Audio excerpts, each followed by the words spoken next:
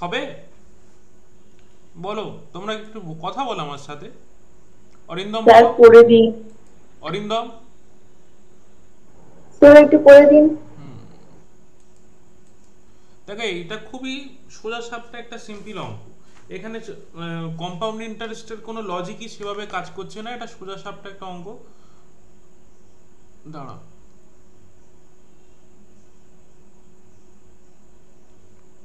এখানে কি বলেছে? কিছু নির্দিষ্ট পরিমাণ অর্থ 4 বছরে চক্রবৃদ্ধি সুদের হারে বেড়ে ৩,৮৪০ টাকা হয়, 5 বছরে বেড়ে ৩,৯৩৬ টাকা হয়। তাহলে সুদের হার কত হবে নির্ণয় করো।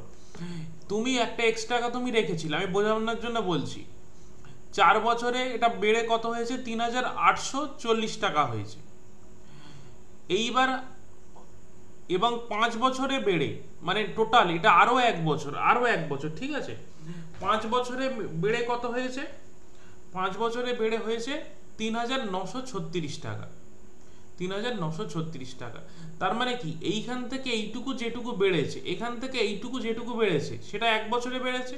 সেটাই তো 1 বছরে বেড়েছে। বলেছে কি, কিছু নির্দিষ্ট পরিমাণ অর্থ 4 বছরে চক্রবৃদ্ধি সুদের হারে বেড়ে, চক্রবৃদ্ধিতে বাড়ছে কি সরলে বাড়ছে আমার জানার দরকার নেই এই মুহূর্তে। 4 বছরে কিছু টাকা বেড়ে ৩,৮৪০ টাকা হয়েছে, 5 বছরে বেড়ে ৩,৯৩৬ টাকা হয়েছে। তার মানে কি, এই এক্স টাকাটা তোমার 4 বছরে বেড়ে ৩,৮৪০ টাকা হয়েছে। 5 বছর মানে কি, আরো এক বছর তুমি টাইম দিলে ৩,৯৩৬ টাকা হলো। তাহলে এই যে 1 বছর, আর এইখান থেকে এইটুকু যে টাকার পরিমাণ যে বাড়লো, সেটাই 1 বছরের সুদ। সেটাই 1 বছরের সুদ বেটা। তাহলে এখান থেকে আমরা কি করব? এই দুটোর ডিফারেন্স বার করব। এই দুটোর ডিফারেন্স কি হবে? 120 টাকা। না, 120 টাকা কি, 40, 3,800, 936 ছিল, সরি সরি সরি সরি, একটু বলবে তো। 3,936 টাকা। তাহলে 3,840 টাকা। এটা বিয়োগ করব, 9 4 13 96 টাকা। তাহলে 96 টাকা সে 1 বছরে পেয়েছে। তো 96 টাকা 1 বছরে পেলে 1 বছরে সুদ হয়েছে 96 টাকা। তাহলে কতর ওপর হয়েছে? 3,840 টাকার ওপর হয়েছে। 3,840 টাকার ওপরে 1 বছরে সুদ হয়েছে। আমাকে 100 টাকার ওপর কত সুদ সেটা বার করতে হবে। এখান থেকে কাটো, 4 6 24, 4 দিয়ে কাটবে 2.5। 2.5 হচ্ছে রেট অফ ইন্টারেস্ট। বুঝতে পারলে কি পারলে না বলো? অপশানে কার কি কনফিউশন হ্যাঁ আছে? স্যার। কার কি কনফিউশন আছে বলো? কোনো কনফিউশন না থাকলে বলো। না স্যার, বুঝতে পেরেছি।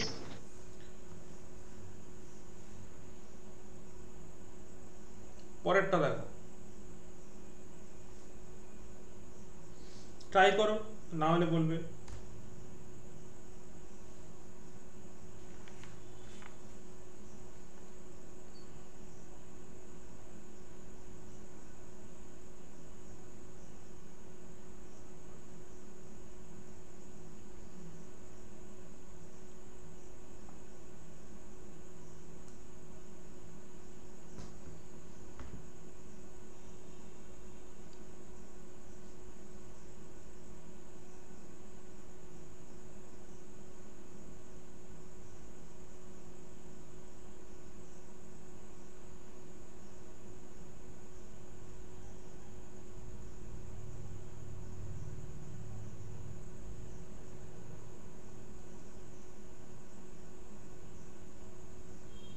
হয়েছে?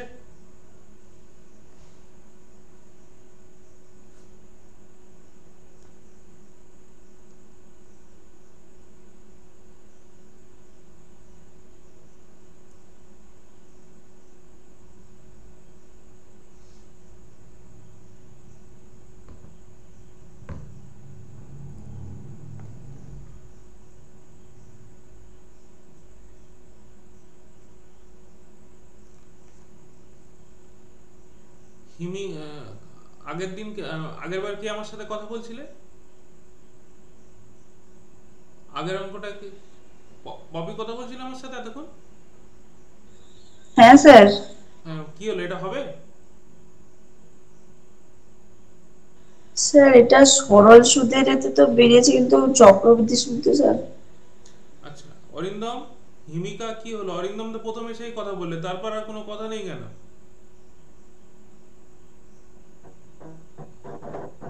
হ্যাঁ বলো বলো বলো, কি বলছো বলো। হিমিকা কি বলছো বলো। কিছু বলিনি। কেউ কিছু বলেনি। চলো দেখো, এইটা না কি বলেছে, কিছু পরিমাণ নির্দিষ্ট পরিমাণ অর্থ চক্রবৃদ্ধি সুদের হারে 3 বছরে তার 3 গুণ হয়, তাহলে কত বছরে একই সুদের হারে 9 গুণ হবে। ধরো তুমি ধরে নাও, একটা কথা বলছি, তুমি ধরো 1 টাকা তুমি ব্যাংকে জমা রেখেছো, 1 টাকা তুমি ব্যাংকে জমা রেখেছো, এটা তোমার 3 গুণ হয়ে গেছে, এটা তোমার 3 গুণ হয়েছে, মানে কি 3 টাকা হয়েছে, হ্যাঁ কি না বলবে?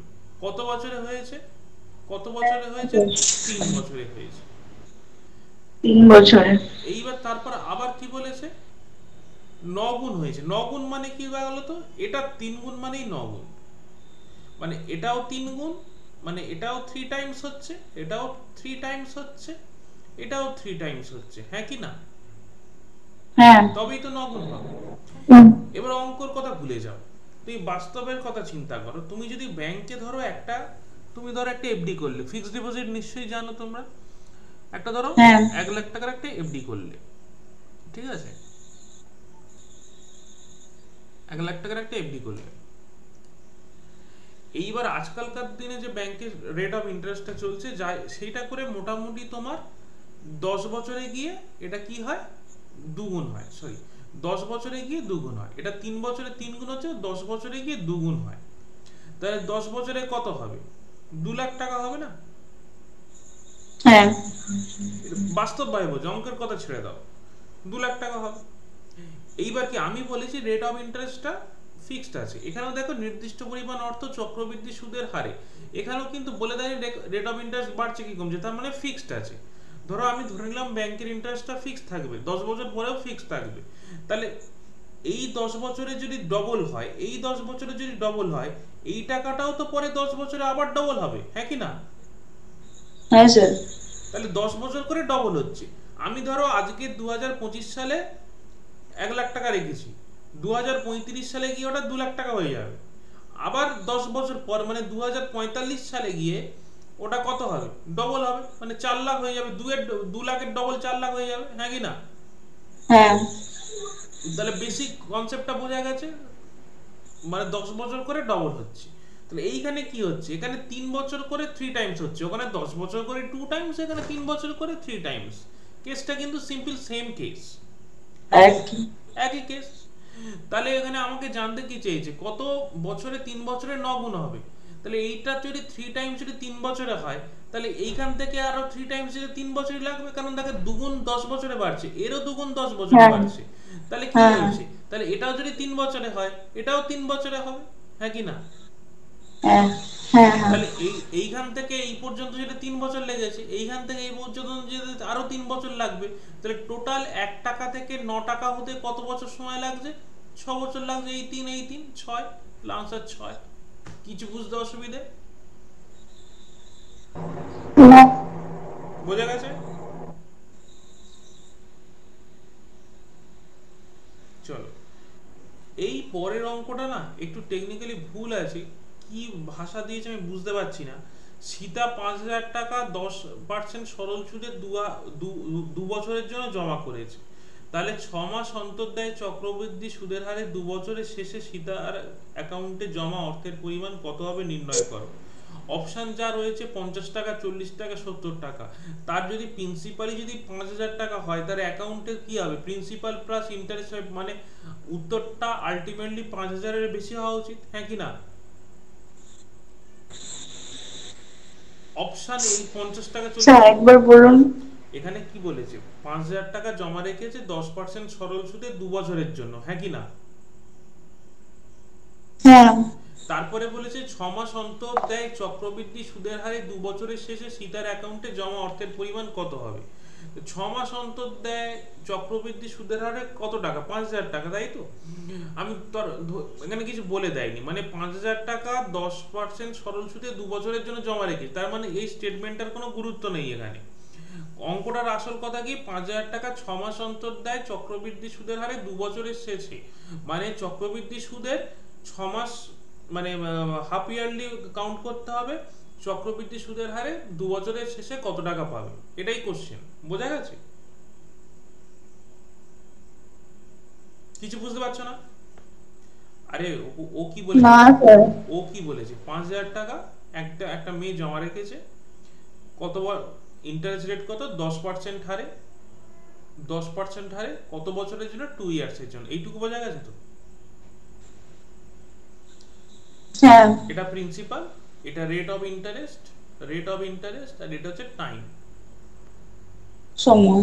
ঠিক আছে, এবার ও কি বলছে, তার পরের লাইনটা কি বলছে, 6 মাস অন্তর দেয়, 6 মাস অন্তর দেয় মানে হাফ ইয়ারলি ক্যালকুলেট হয়, হাফ ইয়ারলি ক্যালকুলেট হয়, ঠিক আছে, হাফ ইয়ারলি ক্যালকুলেট হয়, হ্যাঁ। ক্যালকুলেট কোয়ার্টারলি হতে পারে, মান্থলি হতে পারে, হাফ ইয়ারলি হতে পারে। এবার বলেছে 2 বছরের শেষে কত হবে, এখানেও টাইম হচ্ছে 2 ইয়ার্স। এইবার বলেছে যে এই চক্রবৃদ্ধি সুদের রেটটা বলে দেয়, বোঝা যাচ্ছে না, আমি তর্কের খাতিরে ধরলাম 10%ই রেট রয়েছে, প্রিন্সিপালও বলে দেয়নি, আমি তর্কের খাতিরে ধরে দিলাম 5,000ই রয়েছে। তো এবার যদি 5,000 থাকে, তোমার সুদ হলে তো 5,000 টাকা প্লাস কিছু বেশি টাকা হবে, ইন্টারেস্ট, কিছু ইন্টারেস্ট পাবে তো তুমি। হ্যাঁ। তাহলে অপশন কি, 5,000 এর বেশি হওয়া উচিত, কম, কমসে কম 5,000 এর তো বেশি হওয়া উচিত, 5,000 তো তোমার প্রিন্সিপাল, হ্যাঁ। তাহলে 5,000 এর তো বেশি হওয়া উচিত কোনো না কোনো ভাবে, কিন্তু এখানে দেখো অপশন দিয়েছে 50 টাকা, 40 টাকা, 77 টাকা, 85 টাকা, মানে এই যে অপশন, মানে এইগুলো রয়েছে, অপশনগুলো রয়েছে, কোনোটাই ঠিক হওয়ার কোনো সম্ভাবনাই আমি, এগুলো ভুল। কোনো সম্ভাবনাই আমি দেখতে পাচ্ছি না।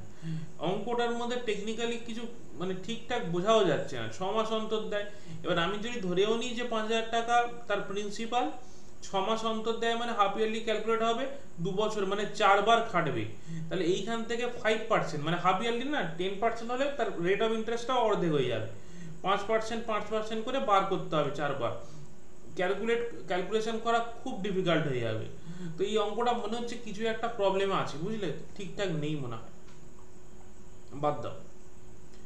আচ্ছা, এই অঙ্কটাতেও কিছু প্রবলেম রয়েছে, আমি নিজে একটু অঙ্ক দিচ্ছি, তোমরা একটু করো। এই অঙ্কটাতে ল্যাঙ্গুয়েজ প্রবলেম, আমি ল্যাঙ্গুয়েজ নিজে বুঝতে পারছি না, কি বাংলায় আমি বুঝতে পারছি না হয়তো, আমি একটা দিচ্ছি, তোমরা করো, আমি ইংলিশে লিখছি, বুঝতে না পারলে আমাকে বলবে।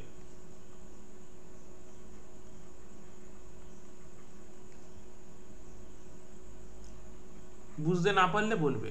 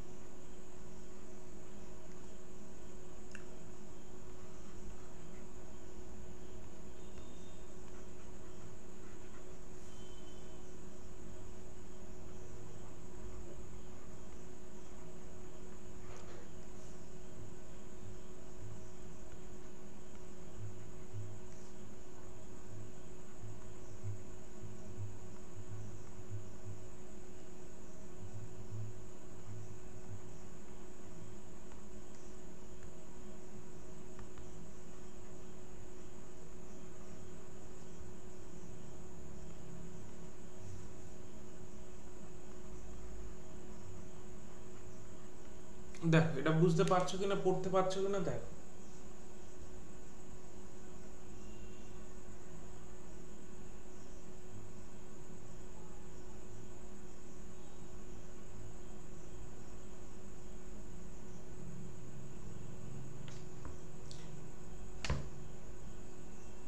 পপি বুঝতে পারছো? হ্যালো। হ্যাঁ স্যার, বুঝতে, স্যার একবার পড়ে বলে দিন না। আচ্ছা, তোমরা কোনোদিন সিলিন্ডারের অঙ্ক করেছো? চোং মানে সিলিন্ডারই, বাংলায় চোং, ইংলিশে সিলিন্ডার, সিলিন্ডারের অঙ্ক করেছো? হ্যাঁ স্যার। হ্যাঁ স্যার। ঠিক আছে, সিলিন্ডারের ভলিউমের ফর্মুলা মনে আছে? সিলিন্ডারের ভলিউমের ফর্মুলা মনে আছে? পাই আর স্কয়ার এইচ।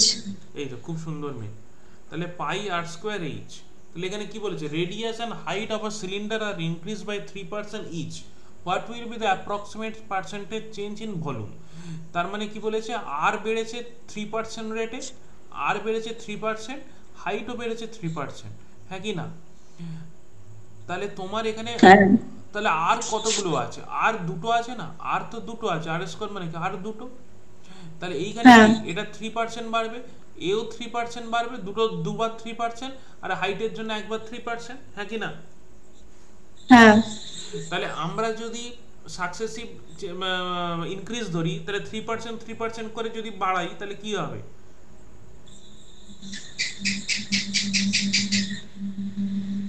এটাই তো হয়। ও হ্যাঁ স্যার, হ্যাঁ এরকম। সেই 9/100 মানে 09, তাহলে 6.09%। আর একটা 3% আছে হাইটের জন্য, তাহলে এইটাকেও আবার আমাকে ওরম ভাবে করতে হবে। 6.09 প্লাস 3 প্লাস 6.09 প্লাস 3/100। তাহলে 6.09 মানে কি 9 আর স্যার ওটা ইনটু হবে 6 কোনটা? ও সরি, এটা এটা। Thank you. তাহলে কি হয়েছে 9.09, আর এদিকে কি হয়েছে, এখান থেকে 318, 3 লং 27, 18 27, 18 27, তাহলে পয়েন্ট হবে, পয়েন্ট এদিকে দুটো, মানে এই এই এখানে একটা পয়েন্ট আছে, মানে চারটে পয়েন্ট, হ্যাঁ চারটে চারটে। পয়েন্ট, চারটে পয়েন্ট, 18 27। তাহলে আনসার কি হলো আমার? আনসার হবে 9.27, আর ওদিকে 9, 9টা 27, মানে 9.2727। তাহলে এইটাই আমার ইনক্রিজ, এটাই আমার ইনক্রিজ, হ্যাঁ কি না? হ্যাঁ তাহলে ভলিউম কি হবে? পাইটা তো আমার কনস্ট্যান্ট, পাই তো আমার কনস্ট্যান্ট, পাই তো আমার কনস্ট্যান্ট, পাই তো বাড়ছে না। তাহলে এইটা না যেটুকু বাড়লো, তাহলে কত বেড়েছে? 9.27, আমি 27ই ধরলাম, 27 ধর, তাহলে 9.27% ইনক্রিজ হবে। হ্যাঁ স্যার বুঝতে পেরেছি। বুঝতে পেরেছো? আর যেটা দেয়া ছিল সেই অঙ্কটা বাদ দিলাম কেন? এখানে বলেছে এটি চোঙের ব্যাসার্ধ 10 সেন্টিমিটার, উচ্চতা 4 সেন্টিমিটার। চোঙটি সেই একই পরিমাণ আয়তন বৃদ্ধি করতে কত সেমি ব্যাসার্ধ বা উচ্চতা বাড়াতে হবে? বলেছে যে আর কত বাড়াতে হবে, আর কত বাড়াতে হবে এইচ। এবার উত্তর দেয়া আছে একটা, আর এর এটা আর এর আনসার না এইচ এর আনসার, আমি কিছু বুঝতে পারছি না। আর বাড়াতে হচ্ছে না এইচ বাড়াতে হচ্ছে, আমি কিছুই বুঝতে পারছি না। ঠিক আছে, এটা ঠিক মানে বোঝা যাচ্ছে না যে মানে ল্যাঙ্গুয়েজটা ঠিক নেই অ্যাকচুয়ালি। মানে ব্যাসার্ধ কত পার্সেন্ট বাড়াতে হবে না, হ্যাঁ উচ্চতা, স্যার বুঝতে পেরেছি। উচ্চতা কত? ওখানটায় শুধুমাত্র একটা দেয়া আছে। একটা দেয়া আছে। এবার তুমি যদি আমাকে নয় ব্যাসার্ধটাকে কনস্ট্যান্ট রেখে উচ্চতা বাড়ানো হবে, বা উচ্চতা কনস্ট্যান্ট রেখে নয় ব্যাসার্ধ বাড়াতে হবে। এবার চাইছে ব্যাসার্ধ উচ্চতা দুটোই বাড়াতে হবে, তাই দুটোর অপশন দেওয়া উচিত ছিল। এবারে এরকম ভাবে দুটো বাড়ানোও সম্ভব নয় কোনোদিন। আমি ব্যাসার্ধ যতটুকু বাড়াবো, যদি ব্যাসার্ধ বেশি বাড়াই তাহলে উচ্চতা কম বাড়াবো, স্যার উচ্চতা বেশি স্যার বাড়ালে কিন্তু ব্যাসার্ধ কম বাড়াবো। তো এর মানে ল্যাঙ্গুয়েজ ঠিক নেই। যে বাংলায় লিখেছে টাইপ করেছে, ল্যাঙ্গুয়েজ ঠিক করতে পারেনি, মানে ইংলিশে ছিল, ইংলিশ থেকে বাংলা ঠিক মতো ট্রান্সলেট করতে পারেনি। এটা দেখো,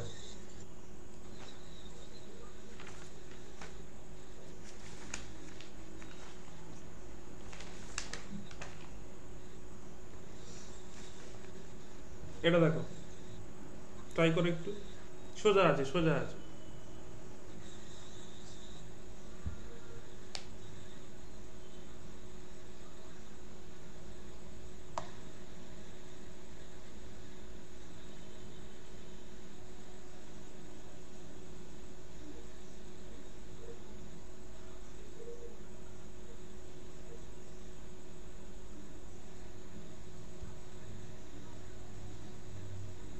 হবে না স্যার করে দিন। না, আমি তুমি মুখে মুখে আমার সাথে বলো, তুমি ইন্টারাক্ট করো। আচ্ছা, শঙ্কু মানে কি? শঙ্কু ইংলিশ কোন? শঙ্কুর কত ভলিউম, কত হয় শঙ্কুর ভলিউম, কত হয়? 1/3 পাই r² h। তাহলে পাচ্ছ না কেন? তোমার তো ফর্মুলা পুরো মুখস্থ। 1/3 পাই r²h, এটা ভলিউম। কার ভলিউম? কোণের ভলিউম, শঙ্কু। এইবার তোমাকে কি বলেছে, কি ঢোকাচ্ছে? সিলিন্ডার। তাহলে সিলিন্ডারের ভলিউম কত? সিলিন্ডারের ভলিউম কত? একটু আগে বললে তো। পাই আর স্কোয়ার এইচ সিলিন্ডার। ঠিক আছে, চলে গেল নাকি? হ্যাঁ স্যার। Hello sir. তাহলে এইবার ব্যাপারটা কি হয়েছে, এটা তো ভলিউম, কোণের ভলিউম এটা দিয়ে দিয়েছে কোশ্চেনে, কোণের ভলিউম কত দিয়েছে 27। তাহলে এটাকে ইকুয়াল করো না, এখান থেকে ইকুয়াল করো, পাই আর স্কোয়ার এইচ ইকুয়াল টু 27, হ্যাঁ কি না? এইবার এখান থেকে হ্যাঁ পাই আর স্কোয়ার এইচ এর ভ্যালুটা বার করো। তাহলে 27কে তিনটো দিকে গুণ হয়ে যাবে, তাহলে 27 ইন্টু 3 হবে, বোঝা গেছে? হ্যাঁ 81। 81। যাই হোক, এইবার ব্যাপারটা কি হয়েছে, সিলিন্ডারের ভলিউম কি, সিলিন্ডারের ভলিউম পাই আর স্কোয়ার এইচ। এইবার ব্যাপারটা কি হয়েছে, কি বলেছে, যার ব্যাসার্ধ উচ্চতার শঙ্কুটি সমান, ব্যাসার্ধ মানে আরও সমান এইচও সমান, এইরকম একটা সিলিন্ডার, এইরকম একটা সিলিন্ডার, এইরকম একটা সিলিন্ডার, তাই এইরকম সিলিন্ডার যদি হয়, সিলিন্ডারের এ কত, সিলিন্ডারের ভলিউম কত, পাই আর স্কোয়ার এইচ, সিলিন্ডারের হ্যাঁ পাই আর স্কোয়ার এইচ। তাহলে যার আর, দেখেন এখান থেকে আমি কি পেলাম, পাই আর স্কোয়ার এইচ এর ভ্যালু কত পেলাম, 81 পেলাম না, 81 পেলাম হ্যাঁ তো। এখানে আর এর ভ্যালু, এইচ এর ভ্যালু যা, শঙ্কুর যা, সিলিন্ডারও তা, তাহলে সিলিন্ডারটার ভলিউম কত হচ্ছে, সিলিন্ডারটার ভলিউম 81 হচ্ছে না, 81। সিলিন্ডারটার ভলিউম 81। এইবার তার মানে এটা কি বলেছে, নিরেট শঙ্কু ফাঁপা একটি সিলিন্ডারের মধ্যে রাখা আছে। তাহলে এই 81 ভলিউম মানে 81 সেন্টিমিটার কিউব, এইরকম একটা সিলিন্ডারের মধ্যে কি রাখা আছে, একটা শঙ্কু, শঙ্কুটার ভলিউম কত, 27। তাহলে 81-র মধ্যে 27 ঢোকানো রয়েছে, তাহলে বাকি কত থাকে, বাকি কত থাকে বিয়োগ করে দেবে, 7 4 11, 3 5 3 8 54। এই 54 যেটা আছে, 54 সেন্টিমিটার কিউব, এটা ফাঁকা পড়ে আছে সিলিন্ডারের মধ্যে। টোটাল সিলিন্ডারের ক্যাপাসিটি কত, 81 সেন্টিমিটার কিউব, তার মধ্যে 27 সেন্টিমিটার কিউবের একটা শঙ্কু ঢোকানো হয়েছে। তাহলে বাকি কত, ফাঁকা ভ্যাকুয়াম এরিয়া কত, 54 সেন্টিমিটার কিউব, হ্যাঁ কি না? হ্যাঁ তাহলে এই 54 সেন্টিমিটার কিউবই জল, 54 সেন্টিমিটার কি, বাকিটা তো জল, তাহলে 54 সেন্টিমিটার কিউবই জল। বুঝতে পারলে কি পারলে না বলো? হ্যাঁ স্যার বুঝতে পেরেছি। ঠিক আছে, পরেরটা দেখো।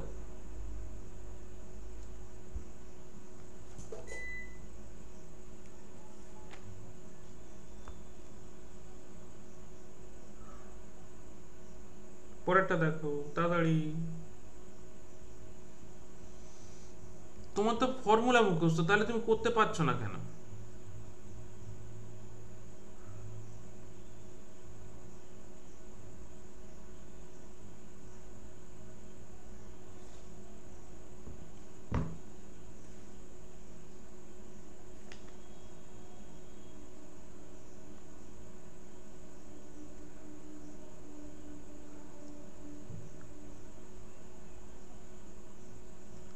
হয়েছে,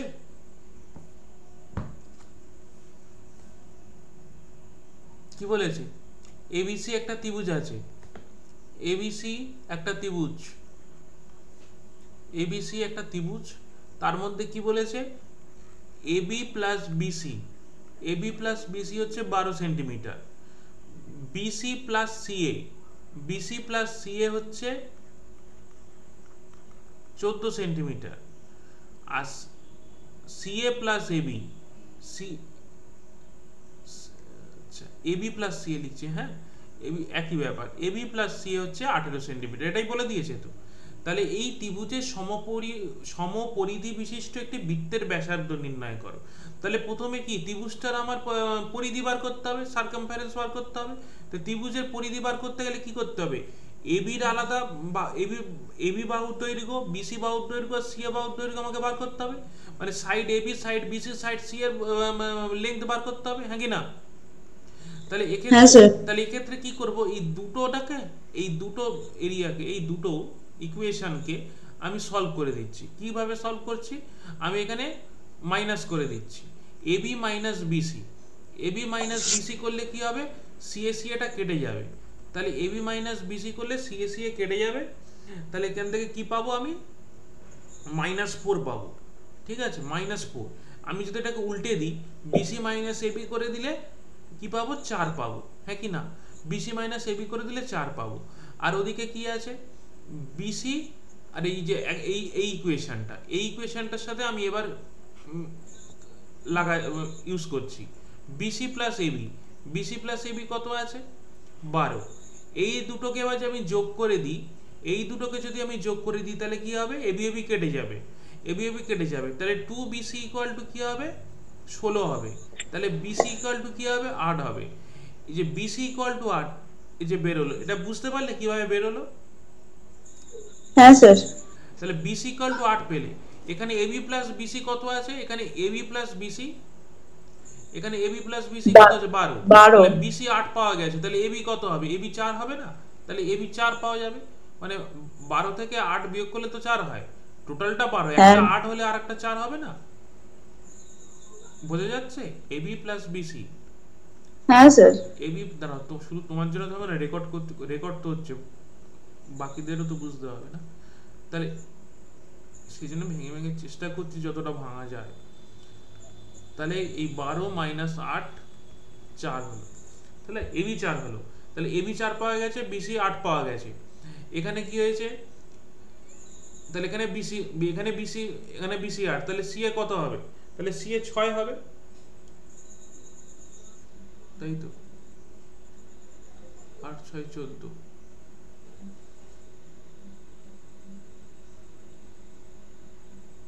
সি এ 6 হবে। সি এ 6 হয়ে যেত, একটা 10 আসছে দেখে। দাঁড়াও এক second please. BC plus C A, আচ্ছা এবি পাওয়া গেছে, এক সেকেন্ড প্লিজ। কি হলো, কোথায় ভুল হলো কি, 12 4 16। দেখো এখানে সি এ তে যদি এখানে স্যার ওখানটা -4 কেন হলো?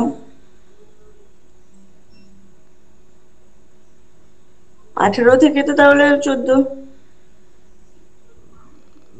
আমি তো এটা স্যার এবি মাইনাস যদি বিসি করেন তাহলে 18 থেকে তো 14 বাদ যাবে, 14 থেকে 18 বাদ যাবে না তো?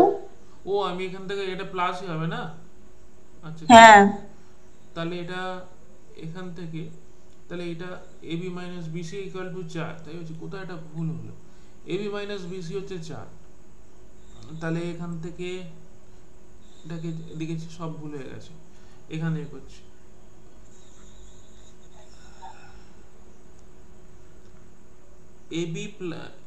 এবি মাইনাস বিসি তুমি 4 পেলাম না, কেটে যাচ্ছে কেন? তাহলে এখান থেকে আরেকটা কি পাবো, আরেকটা কাকে নেব, AB plus BC, AB plus BC equal to 12। 12 কেটে যাচ্ছে কেন? তাহলে এখান থেকে যদি আমি প্লাস করে দিই তাহলে 2ab পাওয়া যাবে, 2ab ইকুয়াল টু 16। তাহলে ab ইকুয়াল টু 8 পাওয়া যাবে, ab equal to 8, bc equal to 8 নয়, ঠিক আছে? এইটুকু পোরশন কাটা, ঠিক আছে, এইটুকু পোরশন কাটা, ঠিক আছে। তাহলে ab ইকুয়াল টু 8 পাওয়া গেছে। তাহলে এখানে কি হয়েছে, ab ইকুয়াল টু 8 যদি পাওয়া যায়, bc ইকুয়াল টু 4 হবে, bc equal to 4, ab 8 bc 4। তাহলে bc টা এখানে 4, বোঝা গেছে? তাহলে bc যদি 4 হয়, তাহলে ca কি হবে 10 হবে, 10। ca ইকুয়াল টু 10, কারণ এখানে 4 বসালাম 14, তাহলে 14 থেকে -4 করলে 10 হয়। তাহলে আমি কি পেলাম, আমি এখান থেকে ca 10 পেলাম, bc 4 পেলাম, আর এদিকে ab কত পেলাম, ab 8 পেলাম, ঠিক আছে? তাহলে আমার এখান থেকে ab 8 হলো, ca 10 হলো, bc 4 হলো। তাহলে আমার এখান থেকে পরিসীমা আমি পেয়ে গেলাম, পরিধি কিভাবে পাবো, যোগ করে দেবো, তিনটে যোগ করে দেবো, 10 প্লাস 8 প্লাস 4, মানে টোটাল হচ্ছে 22। এবার কি বলেছে, ত্রিভুজের সমপরিমাণ বৃত্তের ব্যাসার্ধ নির্ণয় করো। তাহলে বৃত্তের পরিধি কি হয়, বৃত্তের পরিধি 2πr, 2πr ইকুয়াল টু 22, মানে ওখানে বলেছে তো সমান পরিধি, ত্রিভুজের যা পরিধি হবে বৃত্তেরও তাই পরিধি। তাহলে বৃত্তের পরিধি কি 2πr, এখানে সমান পরিধি মানে 22 হবে।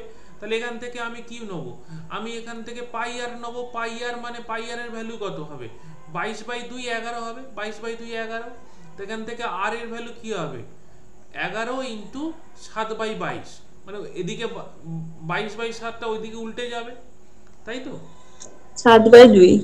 তাহলে আনসার কত আসবে? আনসার আসবে 7/2। অপশানে আছে 7/2, অপশান বি। বোঝা গেছে? হ্যাঁ স্যার। চলো পরেরটা দেখো।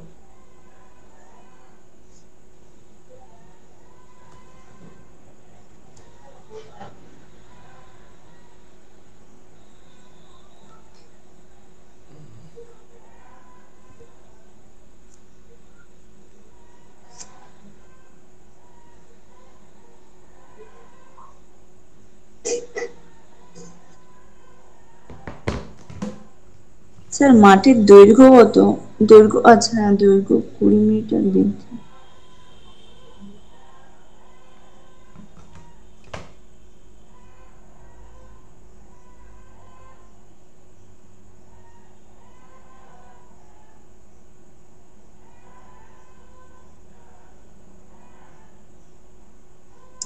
স্যার মাঠের দৈর্ঘ্য কি কোনো দেয়া নেই? 20 মিটার বৃদ্ধি বলেছে, এবার এবার একটু বোঝার চেষ্টা করে এখানে কি বলেছে। প্রতি বর্গ মিটারে 25 পয়সা হারে 1000 টাকা ব্যয় হয়েছে। 1000 টাকাকে আমি পয়সাতে নিয়ে যাচ্ছি, ঠিক আছে? 1000 টাকাটা পয়সাতে নিয়ে গেলে কি হবে? দুটো শূন্য বেড়ে একশো যাবে। দিয়ে। তাহলে হ্যাঁ ব্যাপারটা কি হয়েছে?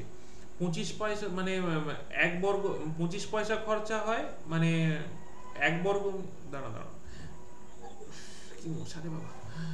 তাহলে 25 পয়সা খরচা হয় কত করতে? এক বর্গ মিটারে, প্রতি বর্গ মিটারে, তাই তো?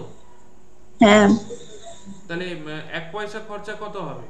1/25। আমি একদম ছোটদের মতো করছি, তার কারণ বাকিরাও দেখবে। তাহলে এই টাকাটা খরচা হতে, এই টাকাটা কততে খরচা হবে? এই টাকাটা কত? এইটা বাই এইটা বাই 10,000/25। 10,000/25। তাহলে কি 4 25 সঙ্গে 100, 400। 400, 400 না 4000, 100, 1000 টাকা ছিল তো, আর একটা শূন্য বাড়বে। স্যার দুটো শূন্য, তাহলে 5টা শূন্য হবে সামনে। হয়তো। তাহলে 4000। তাহলে ব্যাপারটা কি হলো? যে আয়তকার বিশিষ্ট খেলার মাঠটা আমি করছি, 25 পয়সা হারে ব্যবহারযোগ্য করছি, সেই মাঠটার ক্ষেত্রফল কত? সেই মাঠটার এরিয়া কত? সেই মাঠটার এরিয়া হচ্ছে এইটা। এক বর্গ হ্যাঁ মিটারে খরচা 25 পয়সা খরচা হয় এক বর্গ মিটারে। 1 পয়সা খরচা হয় 1/25, মানে 10,000 পয়সা খরচা হবে কত? এইটা বাই 25। তাহলে 4,000 স্কোয়ার ফিট হচ্ছে ওই এরিয়াটা, ওই মাঠটার এরিয়া 4,000 স্কোয়ার ফিট। বোঝা গেছে? দৈর্ঘ্য তাহলে 80 হবে। দৈর্ঘ্য তাহলে কি করব? এবার ক্ষেত্রফল কত? আয়তক্ষেত্রের ক্ষেত্রফল কত? দৈর্ঘ্য ইন্টু প্রস্থ।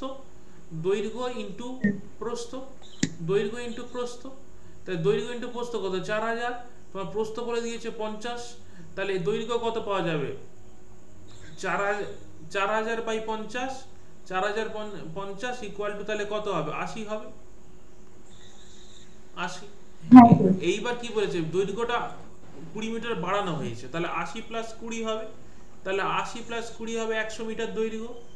এইবার বলেছে তাহলে প্রতি বর্গ মিটার একই হারে কত ব্যয় হবে? তাহলে আবার ক্ষেত্রফল বার করতে হবে। 100 ইন্টু 50। 100 ইন্টু 50 মানে কি হতো? 5,000 হবে। 5,000। 5,000-এর সাথে 25 গুণ করো, 25 পয়সা গুণ করো। তাহলে কত? 5 25 সঙ্গে 125। 125-এর সাথে এটা হচ্ছে 25 পয়সা। আমি যদি টাকায় নিয়ে চলে আসি তাহলে দুটো শূন্য কেটে যাবে, একটা শূন্য বসবে। 1,250 টাকা খরচা হবে। দুটো শূন্য কেন কেটে গেল বুঝেছো? হ্যাঁ স্যার। টাকায় নিয়ে এলাম, এটা তো পয়সায় বেরোচ্ছিল, দুটো শূন্য বেরোল, এক্সট্রা হলে পয়সা হতো। দুটো শূন্য সেটা কেটে ভাগ দিলাম, করা হয়েছে। দুটো শূন্য কেটে দিলাম, 100 টাকা এসে গেল। পরেরটা দেখো।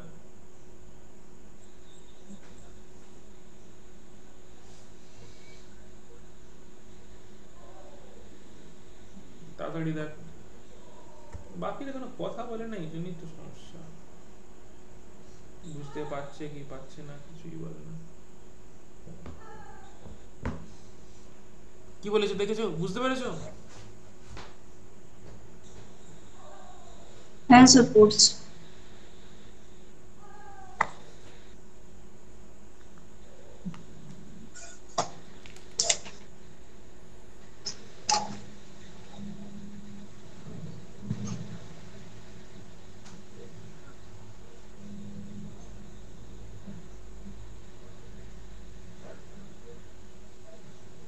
স্যার করে দিন।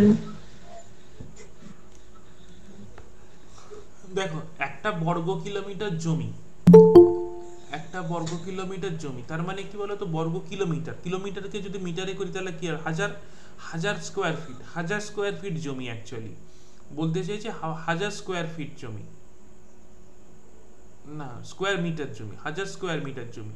টোটাল একটা হাজার স্কোয়ার মিটার জমি আছে, মানে বড় ধরো রাস্তা, মানে একটা রাস্তা টাইপের। সেখানে বৃষ্টি হয়েছে, সেখানে বৃষ্টি হয়েছে, প্রতি স্কোয়ার সেন্টিমিটারে 2 সেন্টিমিটার করে বৃষ্টি হয়েছে, আমি ধরে নিলাম, লেখা নেই এখানে, একটু প্রবলেম আছে ল্যাঙ্গুয়েজে, 2 সেন্টিমিটার করে বৃষ্টি হয়েছে। তাহলে প্রতি স্কোয়ার সেন্টিমিটারে যদি 2 সেন্টিমিটার করে বৃষ্টি হয়, তাহলে আমার হাজার স্কোয়ার ফিটে কত বৃষ্টি হবে, 1000 × 2। আচ্ছা, এটাকে না আমি মিটারে নিয়ে নিলাম, 1000.2 সেন্টিমিটার ছিল, সেন্টিমিটারকে 0.2 করে নিলাম, মিটারে চলে এলো, মানে সেন্টিমিটারকে 10 দিয়ে ভাগ করলে তো মিটার হয়, তাই তো? হ্যালো, হ্যাঁ স্যার, 100 দিয়ে। বোঝা গেছে, বোঝা গেছে। তাহলে এইবার বলেছে বৃষ্টি হয়েছে, যে ধরে নেওয়া যাক সেই বৃষ্টির 50% সংগ্রহ করা হলো। টোটাল হচ্ছে বৃষ্টির জল, প্রত্যেক সেন্টিমিটারে 0.2 মিটার করে বৃষ্টির জল পড়েছে, হাজার স্কোয়ার ফিটে কত জল পড়বে, 1000 × 0.2, এটার হচ্ছে 50%। 50% মানে কি, 2 দিয়ে ভাগ, অর্ধেক, তাহলে 2 দিয়ে ভাগ করে দিলাম। এইবার কি হয়েছে, এটাকে কোথায় সংগ্রহ করা হয়েছে, 1000 মিটার দৈর্ঘ্য, সরি 100 মিটার দৈর্ঘ্য আর 10 মিটার প্রস্থ, এইরকম একটা জায়গায় সংগ্রহ করা হয়েছে। তাহলে এই দুটোকে আমি ইকুয়াল করব, এই দুটোকে আমি ইকুয়াল করে দেবো, বোঝা যাচ্ছে? এইবার ব্যাপারটা কি হয়েছে একটু বোঝো। প্রস্থ একটি পুলে রাখা হয়েছে, পুল মানে কি বলতো, এই হচ্ছে একটা পুল, এইরকম পুকুরে রাখা হয়েছে। এই পুকুরটার কি হয়েছে, পুকুরটার হচ্ছে 100 মিটার দৈর্ঘ্য, আর ধরো প্রস্থ আছে এরকম প্রস্থ, এদিকে এরকম প্রস্থ আছে। কিউবয়েডটা যদি আমি আঁকতে চাই, এরকম একটা কিউবয়েড যদি আঁকি, এরকম একটা, এইরকম একটা কিউবয়েড, আচ্ছা সরি, এরকম একটা পুল, এর পুলটা বোঝা যাচ্ছে তো, এরকম একটা পুকুর আছে, ঠিক আছে, এরকম একটা পুকুর, এরকম একটা পুকুর। এবার বুঝতে পারছো কিছুটা, সিচুয়েশনটা বুঝতে পারছো? এইরকম একটা পুকুর, বোঝা গেছে, এরকম একটা পুকুর আছে, ঠিক আছে, তাতেই জলটা ধরা হয়েছে, তাতেই জলটা ধরা হয়েছে। তাহলে এইটা কত হয়েছে, এটা হয়েছে 100 মিটার আর 10 মিটার। এই পর্যন্ত ক্লিয়ার? পপি, বোঝা গেছে এই পর্যন্ত? হ্যাঁ স্যার। তাহলে এইটা অ্যাকচুয়ালি কি তৈরি হলো, এই যে এইটা পুলটা অ্যাকচুয়ালি কি তৈরি হলো, এই যে পুল যেটা বলেছে সংগ্রহ করে একটা পুলে রাখা হয়েছে, এই পুলটা কি, এই পুলটা অ্যাকচুয়ালি কিউবয়েড, এই পুলটা অ্যাকচুয়ালি কিউবয়েড তৈরি হয়ে গেছে, এই পুলটা একটা কিউবয়েড তৈরি হয়ে গেছে। এবার কিউবয়েডের আয়তন কত, কিউবয়েড কতটা জল ক্যাপাসিটি তার কত হবে, ক্যাপাসিটি হচ্ছে L B into H, L B into H মানে আয়তন, আয়তন ভলিউম, ভলিউম প্রস্থ গুণিত উচ্চতা। কিউবয়েডের ভলিউম কত, এল বি ইন্টু এইচ। এখানে এল কত, এখানে এল হচ্ছে 100, বি হচ্ছে 10, আর এইচটা আমরা ধরে নেব, তাই এখানে এইচ। তাহলে এইচ এর ভ্যালুটা আমরা বার করব। কোশ্চেনে তাই যে জলের স্তর কত বৃদ্ধি পেয়েছিল, মানে এইচটা কত হয়েছিল। তাহলে এখান থেকে আমরা এইচ বার করব। তাহলে এইখান থেকে এইচ বার করতে গেলে আমাকে কি করতে হবে, এটা সলভ করতে হবে। এটা আমাকে সলভ করতে গেলে কি করতে হবে, এখান থেকে সব এই 100 × 10টাকে এদিকে নিয়ে চলে এসো, 1000 × 0.2/2 × 100 × 10 মানে আরেকটা শূন্য, তাহলে সব শূন্য শূন্য কেটে গেল, তাহলে 0.2/2, তাই তো, তাহলে 2 এ 2 এ কেটে গেল 0.1/1, তাহলে 0.1/2, এই পয়েন্টটা তুললে 1/10, 1/10, 1/10 এটা কি বেরিয়েছে, 1/10 এটা মিটার, আমরা মিটারে নিয়ে চলেছিলাম। তাহলে 1/10 যদি মিটার হয়, তাহলে এটা কি করব, এটা কি সেন্টিমিটারে নিয়ে যাব, সেন্টিমিটারে কি নিয়ে গেলে কি হবে, সেন্টিমিটার নিয়ে গেলে 1 সেন্টিমিটার হবে, 1 সেন্টিমিটার, কিন্তু এখানে মিটার আছে না, এটা হবে 1 সেন্টিমিটার হবে। অপশন বোঝা গেছে? হ্যাঁ স্যার। 1/10 মিটার, 1/10 মিটার, মিটার থেকে সেন্টিমিটার কি করে হয়, 10 দিয়ে গুণ করতে হয়। তাহলে এখান থেকে যদি 10 দিয়ে গুণ করি, 10 10 কেটে গেল, 1 সেন্টিমিটার হলো। যারা মিটার সেন্টিমিটার থেকে কিভাবে কনভার্ট হয় বুঝতে পারছো না, তাদের জন্য বললাম। তাহলে আনসার হবে 1 সেন্টিমিটার। বোঝা গেছে কি যায়নি বলো? ক্লিয়ার হয়েছে? পপি ক্লিয়ার হয়েছে?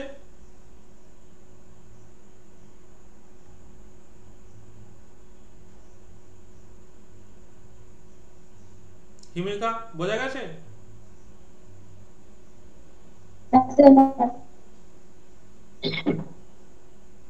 পরেরটা দেখ।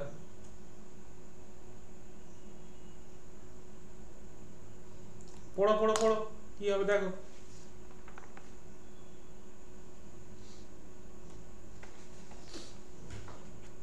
পপি আছো?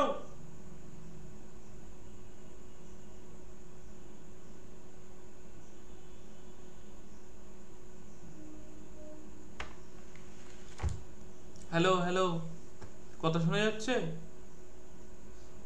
হিমিকা হয়ে গেছে? হিমিকা তুমি করো, পারবে?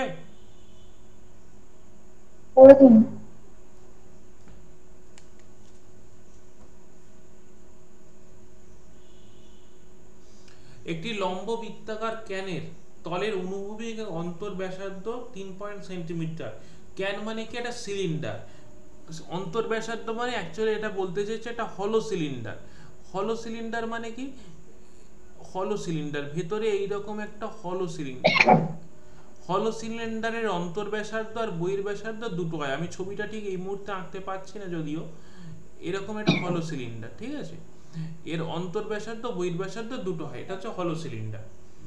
এইবার কি বলেছে, সেখানে পর্যাপ্ত পরিমাণ জল আছে যাতে একটি নিরেট গোলক ভিতরে রাখলে জলের দ্বারা গোলকটি ঢেকে যায়, গোলকটি ঠিক চোঙের সাথে আটকে যায়। গোলকটি রাখার জন্য ক্যানের জলের গভীরতা কত ছিল? দেখো,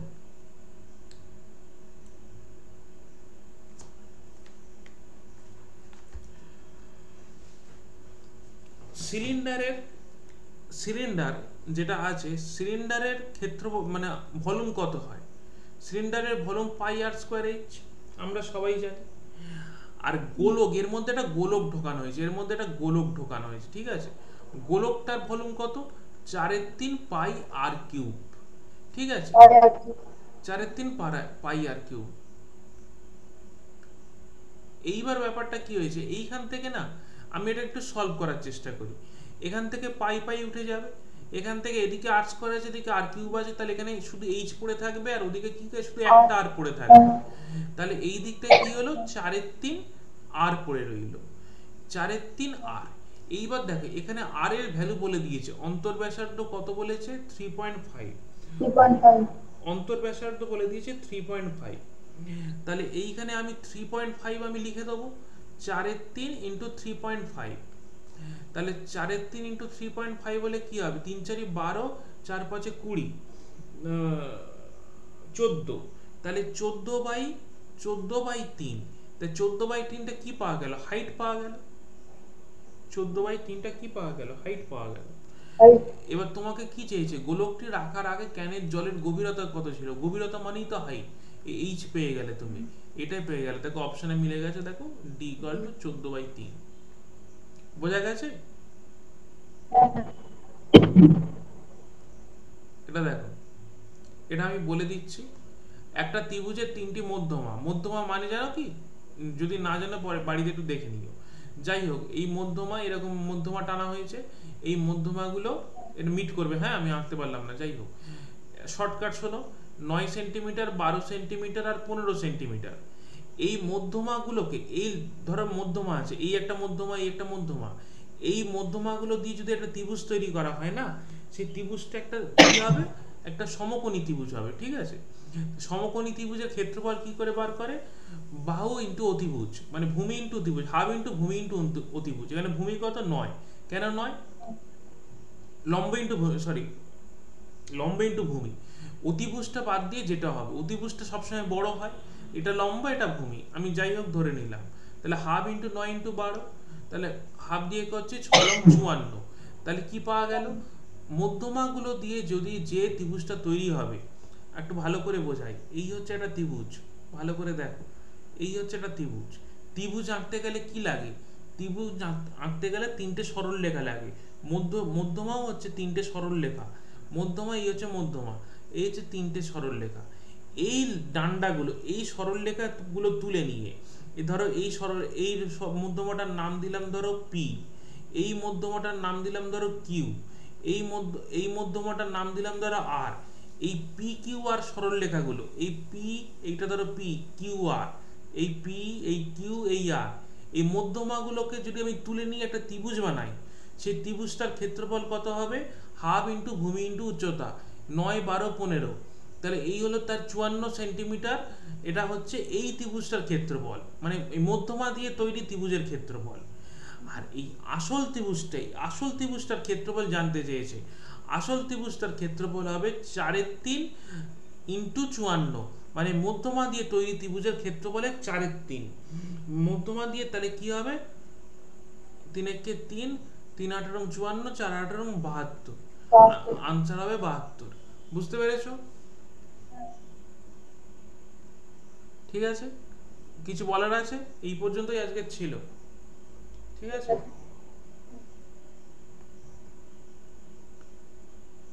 তাহলে চলো আজকে ছাড়ছি।